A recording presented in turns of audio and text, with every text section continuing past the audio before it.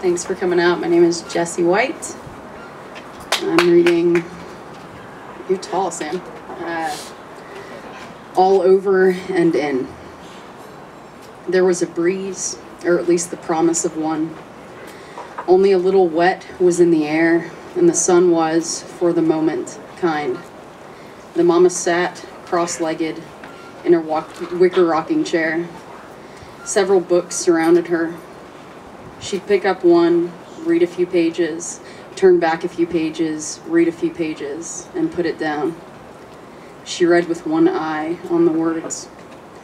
"Look, Mama, you see?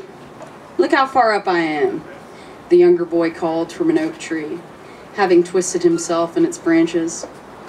He sniffled, wiped a dirty hand on his dirty face, and called for her again. "I see, honey. Be careful." She leafed through another page. A mosquito landed on her shin, and she swatted it away reflexively. The grass in the backyard looked tired, underfed. There was rain coming. It would come every afternoon like this. The grass just had to be patient. The older boy held a stick that he waved at their dog, and they wrestled on the unkempt lawn. The mama sipped her iced tea and turned a damp page. When she looked up, the dog was out of sight, and the older boy had gone inside to get some water. She looked back down. "Look how high, Mama," the younger boy called. He was looking down at her from thin branches 25 feet in the air. "Boy, you need to get down," she said. "You're gonna break your ass falling from up there." The younger boy smiled but stayed still, a little afraid to make the climb back down. There was a yelp, suddenly. The brush on the other side of the yard shuddered, and then there was another yelp. The older boy ran outside. The mama's ears perked up. They looked for the dog and saw his tail poking out of the brush. The yelp got louder. It was shrill and young. It sounded panicked. "What is that?" the older boy asked, and tried to make through the leaves. The mama stood up, pushed the older boy aside, and parted parts of the bushes. She couldn't find the dog, but she could hear him. He had hold of something. The younger boy had shimmied down the oak and was standing in the grass, waiting. The older boy held his right hand out to shield the younger boy. There was quiet.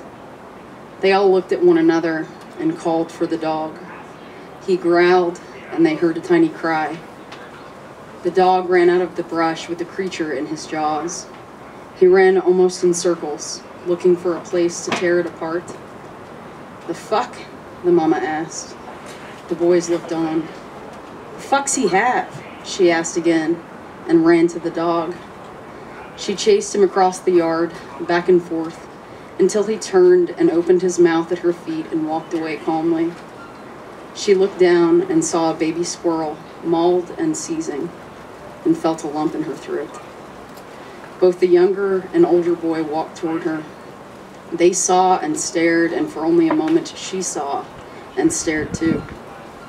"Take your brother inside," she called to the older boy, and he grabbed his brother's hand and walked toward the back of the house, his eyes on the scene.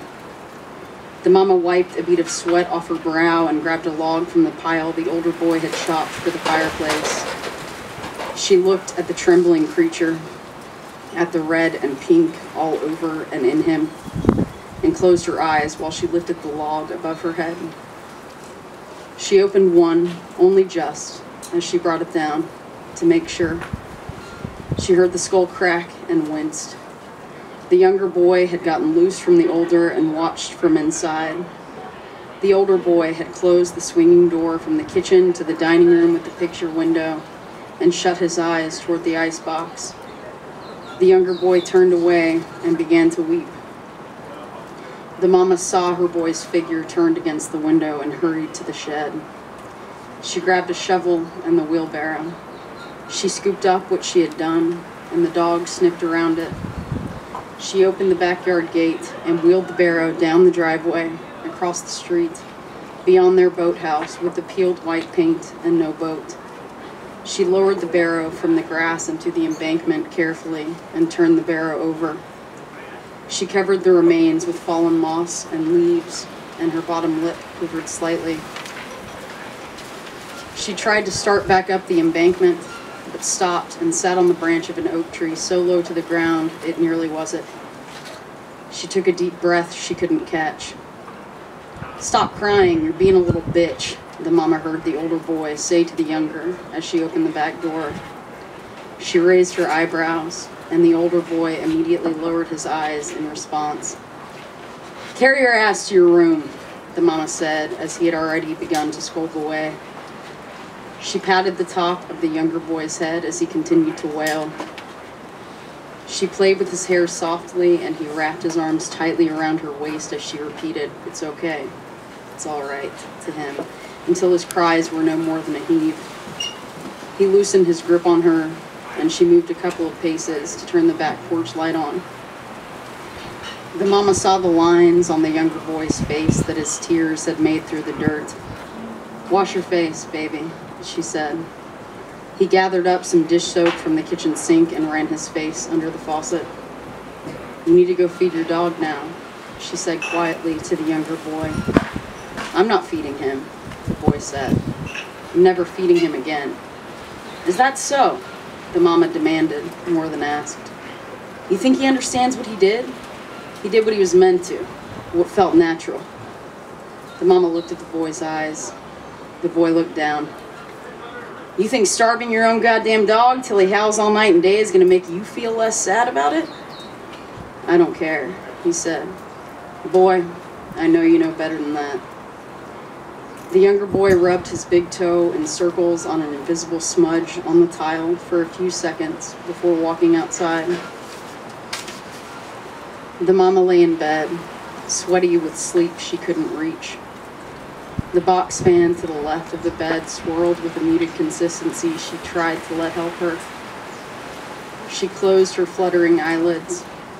She heard the bedroom door creak and opened her eyes to see a shadow entering. She lay still. The older boy crawled silently into the bed and lay like a plank for a few minutes.